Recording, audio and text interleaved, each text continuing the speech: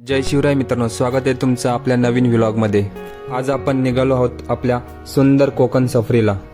या ट्रिपमध्ये आपण भेट देणार आहोत गणपतीपुळे, आरेवारी बीच, कुणकेश्वर मंदिर, देवबाग आणि मालवणमधील काही ठिकाणे।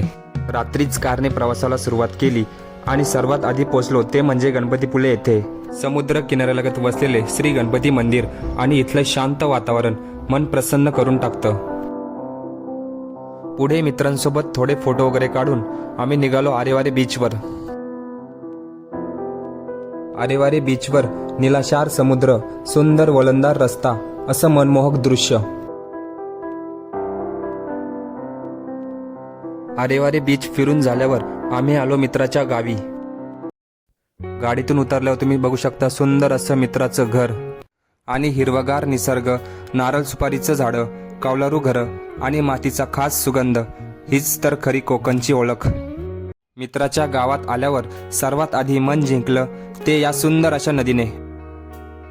त्यानंतर शेतात निवांत चरणाऱ्या गायी, हे दृश्य पाहिलं की मनाला एक वेगळीच शांतता मिळते। नंतर आम्ही निघालो कुणकेश्वर मंदिराकडे।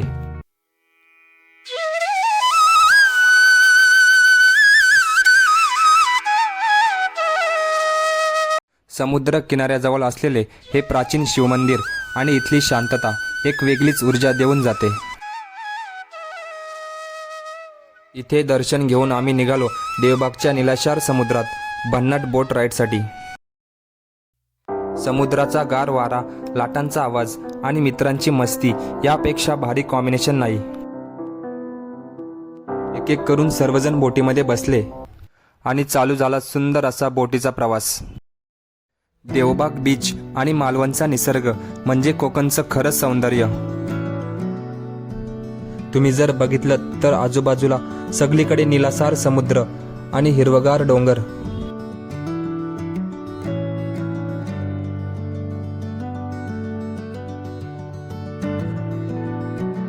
हा आहे आमच्या ग्रुपमधला बोल बच्चन, मिस्टर RDX। इथे प्रत्येक वळणावर निसर्गाची एक नवीन कलाकृती दिसते। कॅमेऱ्यात सगळेच कैद करता येते, पण हा अनुभव प्रत्यक्ष जगण्यात खरी मजा आहे।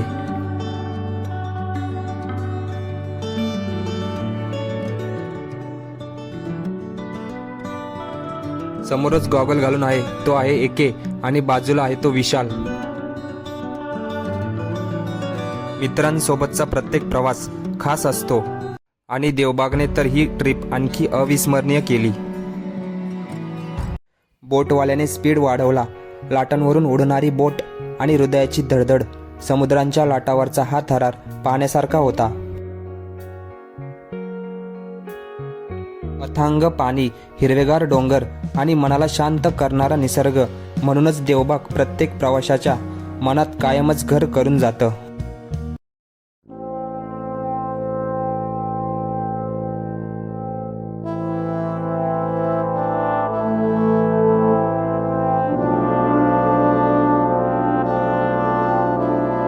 आणि हा आहे आमच्या ट्रिपमधील वयाने मोठा आणि अतरंगी मित्र।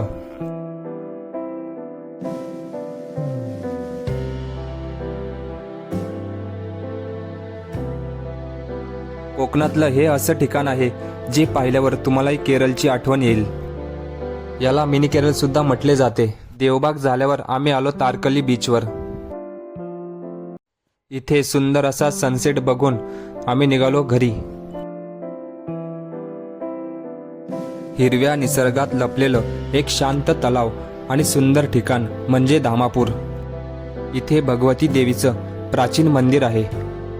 मंदिरात देवीचं दर्शन घेऊन आम्ही निघालो परतीच्या प्रवासाला। तर मित्रांनो, अशी होती आमची अविस्मरणीय कोकण सफर।